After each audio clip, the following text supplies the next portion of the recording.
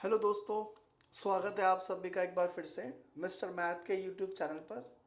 और आज बहुत दिनों बाद मैं वापस से रिकॉर्ड कर रहा हूँ क्योंकि थोड़ा सा बिज़ी हो गए थे टीम को और एक्सटेंड करने में, एक्सटेंसिव करिकुलम लाने में, और थोड़े से एग्ज़ाम्स हुए थे बीच में तो काफ़ी ज़्यादा बिज़ी हो गए थे। बट फॉर श्योर अब कोशिश करेंगे वापस कि जो भी कुछ रह गया था और जो आने वाला है उस पर और मेहनत की जाए। हम लोग की वेबसाइट भी आप लोग अपडेट हो चुकी है, आप जा कर के देख सकते हैं mrmath.info पे। और बाकी सारी चीज़ें भी बताते रहेंगे वक्त के साथ। चलिए अभी शुरू करते हैं, इस क्वेश्चन की बात करते हैं।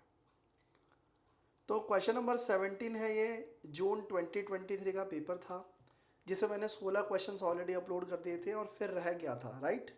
तब इसका आगे से कंटिन्यू कर रहे हैं। बात कर रहा है the diagonals of a parallelogram. किसकी बात कर रहा है दोस्तों? पैरेललोग्राम के डायगनल्स हैं जिनकी लेंथ है 24 और 10 और परपेंडिकुलर हैं एक दूसरे के।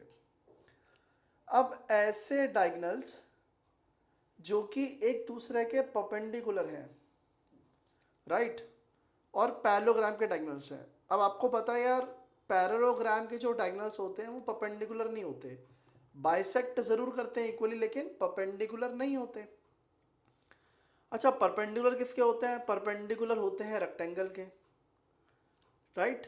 लेकिन रेक्टेंगल में क्या है, 90 डिग्री ईच होता है, तो वो जो है पैरेललोग्राम के अंदर तो नहीं होता। यानी कि पैरेललोग्राम अगर आप देखोगे तो कुछ इस तरह होता है, तो इसीलिए उसमें 90 डिग्री नहीं बनता। लेकिन अगर 90 डिग्री बनाना है तो आपको इसको स्ट्रेट करना पड़ेगा यहाँ से, तो कुछ स्ट्रेट लाइंस बनानी पड़ती हैं, तब वो आपका रेक्टेंगल बनता है, राइट। तब 90 डिग्री बनता है, ऐसे टेढ़ी लाइन में तो नहीं बन पाएगा, है ना। तो दोस्तों इसका मतलब ये है कि ये जो पैरेललोग्राम है ये मेरा फॉर श्योर रेक्टेंगल या स्क्वायर नहीं है। तो ऐसा पैरेललोग्राम जिसमें परपेंडिकुलर होने का चांस हो डायगनल का, और वो स्क्वायर और रेक्टेंगल दोनों ही ना हो, तो फिर एकमात्र चीज जो बच जाती है दोस्तों, दैट इज रोम्बस। क्योंकि रोम्बस जो है वो इस तरह से फिगर होती है, राइट, जैसे कि आपको पता ही है। इस वाली को दोबारा बना देते हैं। तो दोस्तों रोम्बस के अंदर क्या होता है, 90 डिग्री बनता फॉर श्योर, राइट। लेकिन उसके भी जो डायगनल्स है वो बाइसेक्ट करते हैं, राइट। उसके भी डायगनल्स जो है वो बाइसेक्ट करते हैं। अब मान लेते हैं ए, बी, सी और डी है, और क्योंकि ये पैरेललोग्राम है, पर इसको ऐसा रोम्बस भी ट्रीट कर सकते हैं।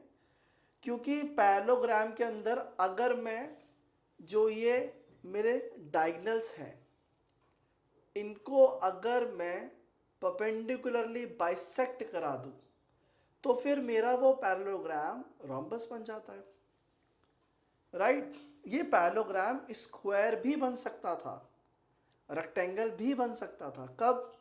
जब यहाँ 90 डिग्री बनता, लेकिन पैरेललोग्राम में ऐसा होता नहीं है और यहाँ अलग से भी मेंशन किया नहीं गया है। तो इसका मतलब इस पैरेललोग्राम के पास सिर्फ एक ही लुक लाइक फिगर है विच इज रोम्बस। अब ये समझने का या सोचने का कि ये रोम्बस है, इससे आप लोग क्या एडवांटेज ले सकते हैं?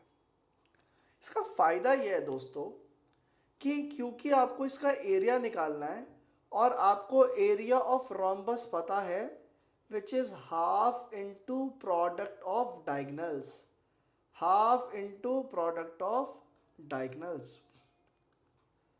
तो दोस्तों जो ए सी है आपका वो मान लेते हैं 24 है, और जो बी डी है आपका वो 10 है, तो 120 आप इस तरीके से एरिया निकाल सकते थे। वो चाहे सेंटीमीटर स्क्वायर हो, इंचेस स्क्वायर हो, या जिस भी यूनिट लेंथ में दिया होगा, यूनिट स्क्वायर मान लेते हैं। तो इस तरीके से अगर आप इसको रोम्बस कंसिडर करो तो रोम्बस का फॉर्मूला यूज कर सकते हो डायगनल वाला, राइट। तो वो आपको एक एडवांटेज मिल जाता है। अब आप ये सोचो कि यार यहां पर मैं पैरेललोग्राम की साइड कैसे निकालूंगा। तो पैरेललोग्राम में क्या होता है दोस्तों, उसके जो डायगनल्स हैं वो इक्वली बाइसेक्ट करते हैं।